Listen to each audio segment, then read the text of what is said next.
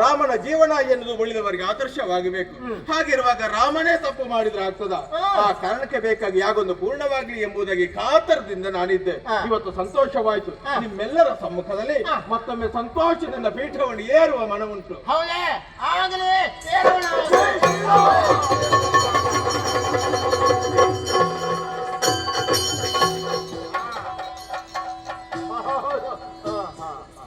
ಸ್ವಾಮಿ, ಚಂದ ನೋಡಿದ್ದೀರಲ್ಲ? ಚಂದ ಕಂಡೆ. ಹಾಗಂತ ಅಯೋಧ್ಯೆಯ ಸದ್ಯದ ಪರಿಸ್ಥಿತಿ ನಿಮಗೆ ಅರ್ಥವಾಯಿತು ತಾಯಿ? ರಾಮಚಂದ್ರಮ ಯಾಗ ಸಂಪೂರ್ಣತೆಯೊಂದಿಗೆ ಎಲ್ಲರೂ ಸಂತುಷ್ಟರಾಗಿದ್ದಾರೆ. ಇದೇ ಒಂದು ಶುಭ ಮುಹೂರ್ತದಲ್ಲಿ ಸೀತಾರಾಮನಾಗಿ ಕಂಗೊಳಿಸ್ತಾ ಇದ್ದಿ ನೋಡು. ಈ ಅಯೋಧ್ಯೆಯಲ್ಲಿ ಮೊದಲಿಗೆ ಬಾಲರಾಮನಾಗಿ ನಡೆದಾಡಿದವ, ಆನಂತರ ಪ್ರೌಢರಾಮನಾದೆ, ನಂತರ ಸೀತಾರಾಮನಾದೆ, ಆನಂತರ ರಾಜಾಧಿರಾಜರಾಮನಾದೆ. ಎಲ್ಲವನ್ನು ಅಯೋಧ್ಯೆಯ ಪುರವಾಸಿಗಳು ಕಂಡಿದ್ದಾರೆ, ಆನಂದಿಸಿದ್ದಾರೆ, ಸಂತುಷ್ಟರಾಗಿದ್ದಾರೆ. ಆದರೆ ಇತ್ತೀಚೆಗೆ ಸ್ವಲ್ಪ ಕಾಲ ನಮ್ಮ ಈ ಅಯೋಧ್ಯೆಗೆ ಕತ್ತಲು ಆವರಿಸಿತ್ತು. ಯಾಕೆ? ಸೀತೆ ಇಲ್ಲದ ಕಾರಣ.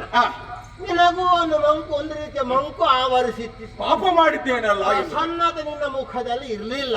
ಈ ಸಂದರ್ಭ ನಿನಗೆ ಸೀತೆ ಒದಗಿ ಬಂದಿದ್ದಾಳೆ ಎಂದ ಮಾತ್ರಕ್ಕೆ ಪ್ರಸನ್ನ ಚಿತ್ತನಾಗಿದ್ದೀಯ. ಅಂದು ನಾವು ಕಂಡಂತಹ ಬಾಲರಾಮನ ಪ್ರತಿರೂಪ ಏನುಂಟು ಅದು ನಿನ್ನ ಮುಖದಲ್ಲಿ ಕಾಣ್ತಾ ಇದೆ. ಹೌದಷ್ಟೇ?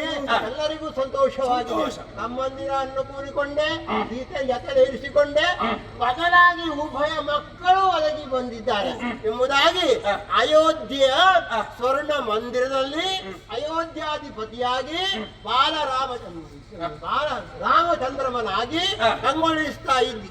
ಇದು ನನಗಲ್ಲ, ನನ್ನ ಕಾತರವೂ ಇತ್ತು. ನನ್ನ ಕಾವ್ಯದ ನಾಯಕ ನಾಯಕಿ ನೀವು.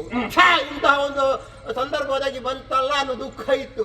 ಎಲ್ಲ ನಿವಾರಣೆ ಆಯಿತು. ಪರಮ ಸಂತುಷ್ಟವನ್ನು ಹೊಂದಿದ್ದೇನೆ ನಾನು. ಸಂತೋಷವಾಗಿದೆ. ನನಗುಂತಲ್ಲ, ಅಯೋಧ್ಯ ಪುರವಾಸಿಗಳೆಲ್ಲ ಶತಕೋಟಿ ಮನಸ್ಸುಗಳ ಆ ಹೃದಯ ಮಂದಿರದಲ್ಲಿ ರಾರಾಜಿಸ್ತಾ ಇದ್ದಿ ರಾಮ ಎಂಬಲ್ಲಿಗೆ ಧನ್ಯರಾದೆವು.